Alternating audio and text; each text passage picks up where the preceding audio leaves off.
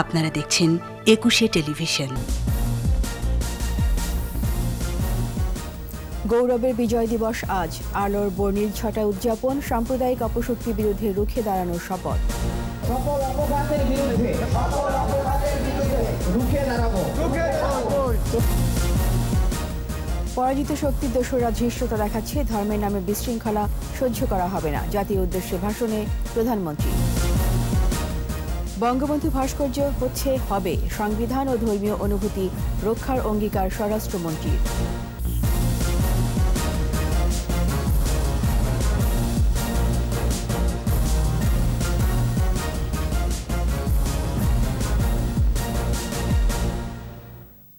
শুনছিলেন first security ইসলামী bank limited সংবাদ শিরোনাম। মহান বিজয় দিবসে শহীদ বীর মুক্তিযোদ্ধাদের প্রতি শ্রদ্ধা জানিয়ে আমন্ত্রণ রাতের ২১ সংবাদে। আপনাদের সাথে আছি আমি রীতা চৌধুরী। দর্শক, ২১ টেলিভিশনের সংবাদ একই সাথে সরাসরি দেখতে পাবেন আমাদের ফেসবুক পেজ www.facebook.com/2124 অনলাইনে। বাঙালির সবচেয়ে গৌরবের দিন আজ। চারদিকে বিজয়ের আনন্দ, রক্তে কেনা বাংলাদেশের পূব আকাশে স্বাধীনতার লাল সূর্য।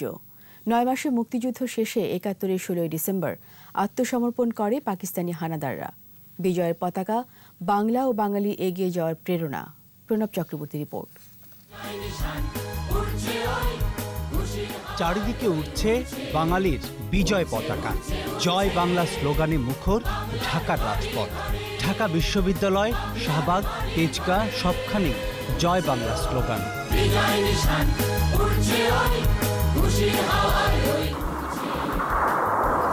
অনেক শহরেই শত্রুমুক্ত করেছে মুক্তিযোদ্ধারা। বাধাহীনভাবে রাজধানীর দিকে ছুটছেন তারা।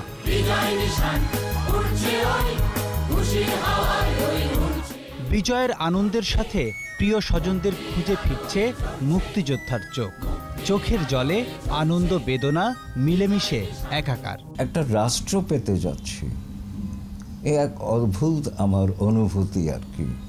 তো সেই জন্য উল্লসিত হয়েছিলাম। মুক্তিযুদ্ধ চলমান, তখন আশায় আশঙ্কায় দোদুল্যমান আমার মনটি সবার মতোই।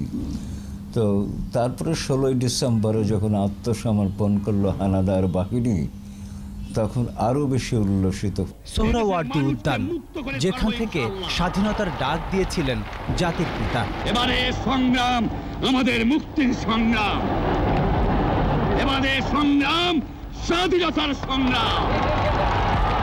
সেখানেই মাথা নত করল হানাদাররা, অস্ত্র সমর্পণ করল মিত্র বাহিনীর কাছে।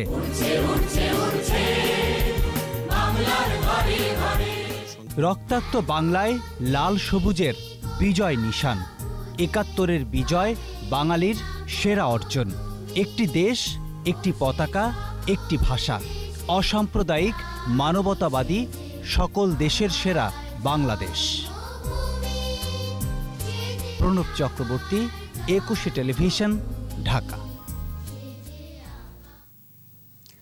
বিজয় দিবসের প্রথম প্রহরে বিভিন্ন আয়োজনে মাতেন নতুন প্রজন্মের নাগরিকরা। ঢাকা বিশ্ববিদ্যালয় টিএসসিতে আতশবাজি আর ফানুস উড়িয়ে বিজয় ৪৯তম বর্ষ উদযাপন করে তারা। শপথ নেয় বাঙালি জাতীয়তাবাদ আর সংস্কৃতি রক্ষার। একই সাথে অসাম্প্রদায়িক দেশ বিনির্মাণে বঙ্গবন্ধুর স্বপ্নে সোনার বাংলা গড়ার অঙ্গীকারও তাদের।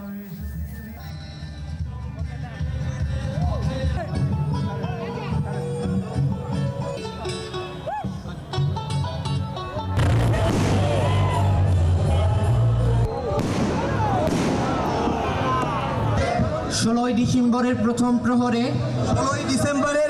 প্রহরে মৌলবাদ, জঙ্গিবাদ সহ সকল অপশক্তির বিরুদ্ধে সেই তেজকে বারুদ স্বরূপ বুকে লালন করে সকল অপঘাতের বিরুদ্ধে রুখে দাঁড়াবো। মহান বিজয় দিবসে সরকারি বেসরকারি ভবনগুলো সেজেছে রঙিন আলোয়। সড়ক দুপাশ আর সড়ক দ্বীপগুলোতেও বর্ণিক আলোকসজ্জা। বিস্তারিত আহমদ বাবু রিপোর্টে। বিজয় দিবসে জাতীয় সংসদ ভবন সহ আশপাশের ভবন আর সড়কগুলোয় রঙিন আলোর ছটা।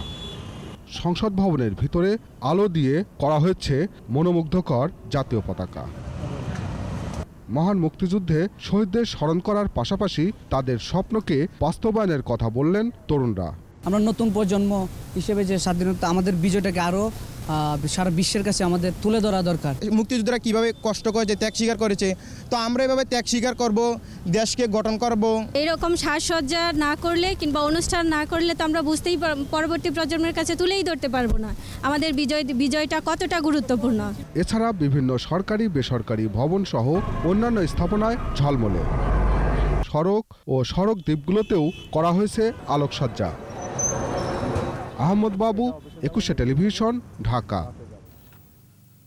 অসাম্প্রদায়িক বাংলাদেশে ধর্মের নামে কোনো বিভেদ বিশৃঙ্খলা সৃষ্টি করতে দেওয়া হবে না। ধর্মীয় মূল্যবোধ সমুন্নত রেখেই দেশ এগিয়ে যাবে প্রগতি, অগ্রগতি ও উন্নয়নের পথে। মহান বিজয় দিবস উপলক্ষে জাতীয় উদ্দেশ্যে দেওয়া ভাষণে এমন দৃঢ় উচ্চারণ প্রধানমন্ত্রী শেখ হাসিনার। রাজনৈতিক মদদে ৭১-এ পরাজিত গোষ্ঠীর একটি অংশ সরকারকে ভ্রুকুটি দেখানোর ধৃষ্টতা দেখাচ্ছে বলে উল্লেখ করেন প্রধানমন্ত্রী। বিস্তারিত জানাচ্ছেন আকবর হোসেন সুমন।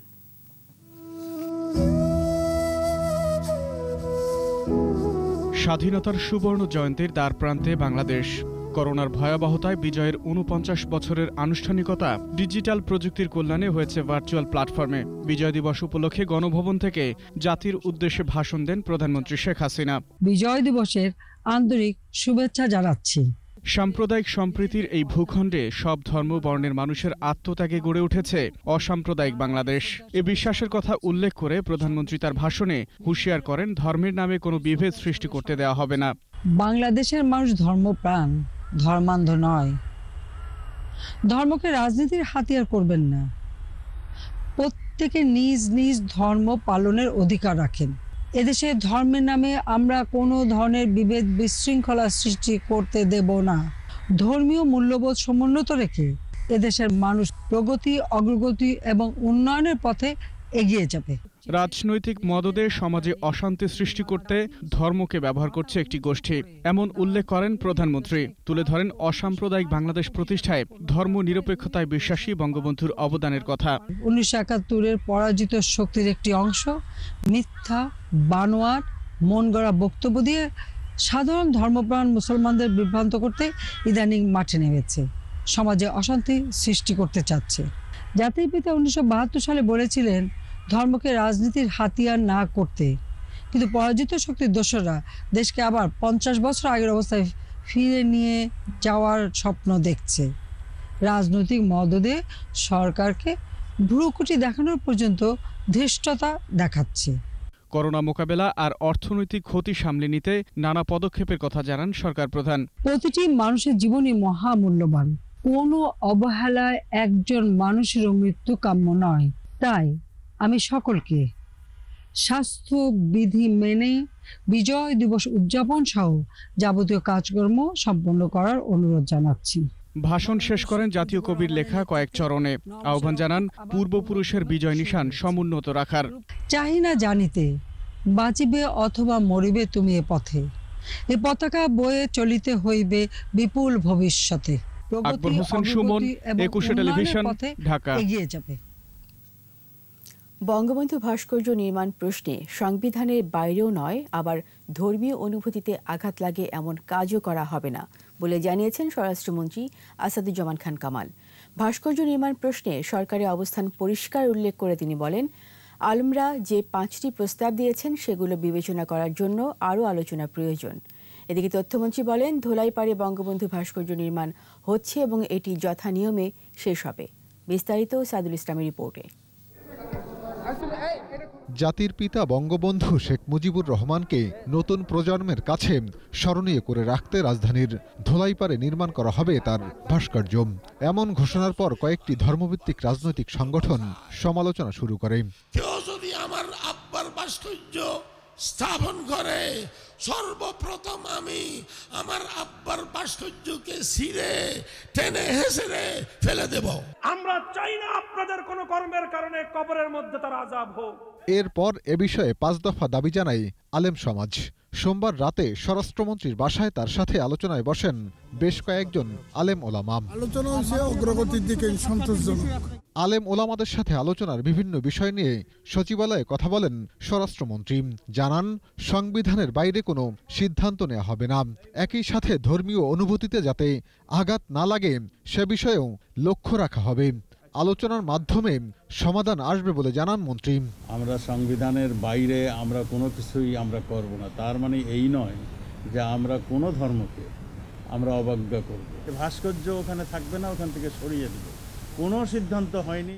স্বরাষ্ট্রমন্ত্রী আরও বলেন, ভাস্কর্য নিয়ে রাজনীতি না করতে এবং আইন শৃঙ্খলা পরিস্থিতি স্বাভাবিক রাখতে একমত হয়েছেন আলেম সমাজ।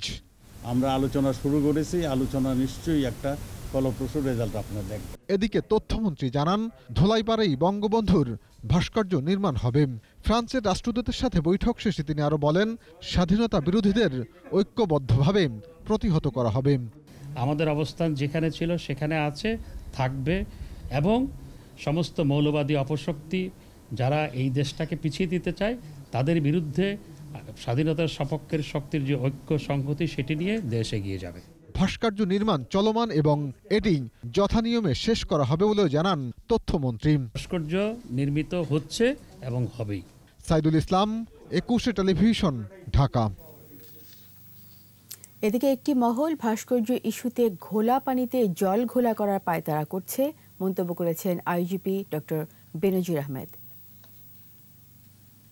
ঘোলাটে করলে, চেষ্টা করলে করতে দিব না, পানি পরিষ্কার করে দেব। তো এই সমস্ত ক্ষেত্রে অবশ্যই আমাদের একটা স্পষ্ট অবস্থান নিতে হবে দেশের জন্য, মানুষের জন্য। এই জাতি বিজয়ীর জাতি, বীরের জাতি। যখনই আমরা কোনো একটা নির্দিষ্ট বিষয়ে আমরা মনোসংযোগ করেছি, লক্ষ্য ঠিক করেছে, সেই লক্ষ্যে জাতি পৌঁছাতে পেরেছে। নো মাস্ক নো সার্ভিস বিধি মেনে চলুন, সুস্থ থাকুন। নিচ্ছি বিরতি। যখন ফিরছি তখন অন্যান্য খবরের সঙ্গে আরও থাকবে। নোয়াখালীতে গৃহবধূকে বিবস্ত্র করে নির্যাতন ও ধর্ষণ মামলার চার্জশিট, জামাল সহ 16 জন আসামি। আবার আমন্ত্রণ রাতের 21 সংবাদে। বঙ্গবন্ধু 4 খুনি নূর চৌধুরী, শরীফুল হক ডালিম, রাশেদ চৌধুরী ও মুসলিম উদ্দিনের বীর প্রতীক, বীর বিক্রম ও বীর উত্তম হিসেবে দেয়া রাষ্ট্রীয় খেতাব স্থগিত করেছে হাইকোর্ট। বিচারপতি JBM হাসান ও বিচারপতি মোহাম্মদ খায়রুল আলমের বেঞ্চ এই আদেশ দেন। একই সাথে রাষ্ট্রীয় খেতাব বাতিলে সরকারের নিষ্ক্রিয়তা কেন অবৈধ ও বেআইনি ঘোষণা করা হবে না তা জানতে চেয়ে রুল দিয়েছে হাইকোর্ট। শাকির আরজু রিপোর্ট। 1975 সালের 15ই আগস্ট ধানমন্ডির 32 নম্বর বাড়িতে ঘাতকদের বুলেটে সপরিবারে শাহাদত বরণ করেন বঙ্গবন্ধু শেখ মুজিবুর রহমান। দেশের বাইরে থাকায় সেদিন প্রাণে বেঁচে যান জাতির পিতার 2 মেয়ে শেখ হাসিনা ও শেখ রেহানা। খুনিদের বিচারের হাত থেকে রক্ষা করতে জারি করা হয় ইনডেমনিটি অধ্যাদেশ। দীর্ঘ প্রক্রিয়া শেষে 1998 সালে 15 আসামিকে মৃত্যুদণ্ড দেয় বিচারিক আদালত। পরে সর্বোচ্চ আদালতে 12 জনের মৃত্যুদণ্ড বহাল থাকে। 2010 সালে 5 জনের দণ্ড কার্যকর করা হয়।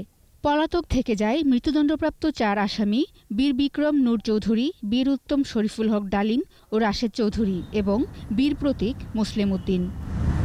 বঙ্গবন্ধু হত্যা মামলায় দণ্ডপ্রাপ্তদের খেতাব বাতিলের নির্দেশনা চেয়ে রিট করেন সুপ্রিম কোর্টের আইনজীবী সুবীর নন্দী দাস। রিটের শুনানি শেষে দণ্ডপ্রাপ্তদের খেতাব স্থগিত করে হাইকোর্ট। রিটকারের আইনজীবী জানান, সাজাপ্রাপ্তদের সম্মানজনক পদক থাকার আইনগত কোনো ভিত্তি নেই। বঙ্গবন্ধুর যে কিলার রয়েছে তাদের যে বীরত্বসূচক খেতাব রয়েছে, বীর বিক্রম খেতাব, বীর উত্তম খেতাব, বীর প্রতীক খেতাব, এই খেতাবগুলো সাসপেন্ড করার জন্য ডাইরেকশন দিয়েছে। এই 4 জনের ব্যাপারে till disposal of the rule. এই রুলটি ফেরত যখন রিটার্ন হবে, রুলটি যখন শুনানির জন্য ম্যাচিউরড হবে, তখন এটি আমরা দ্রুত সময়ে শুনানির জন্য চেষ্টা করব।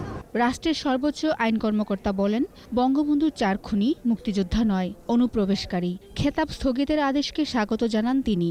বঙ্গবন্ধুর নেতৃত্বে এই দেশটা স্বাধীন হয়েছে, বঙ্গবন্ধুর নেতৃত্বে বাংলা আমরা মুক্তিযুদ্ধ করেছি। তাকে হত্যার মাধ্যমে তারা প্রমাণ করেছে তারা অনুপ্রবেশকারী। এই অনুপ্রবেশকারীরা তো অবশ্যই মুক্তিযুদ্ধের কোনো খেতাব বা মুক্তিযুদ্ধ পরিচয় দিতে পারে না। 1973 সালে 7 জনকে বীর শ্রেষ্ঠ, 68 জনকে বীর উত্তম, 175 জনকে বীর বিক্রম ও 426 জনকে বীর প্রতীক উপাধি দেয়া হয়। শাকির আরজু, একুশে টেলিভিশন, ঢাকা। নোয়াখালী বেগমগঞ্জের গৃহবধূকে নির্যাতন ও ধর্ষণ মামলায় প্রধান আসামি জামাল উদ্দিন সহ 16 জনের বিরুদ্ধে 2টি মামলায় অভিযোগপত্র দাখিল করেছে PBI। বিবস্ত্র করে নির্যাতনের ঘটনায় 14 জন এবং ধর্ষণ মামলায় 2 জনের বিরুদ্ধে অভিযোগ দাখিল করা হয়। নোয়াখালীর প্রতিনিধির সহায়তায় রত্না জামানের রিপোর্ট।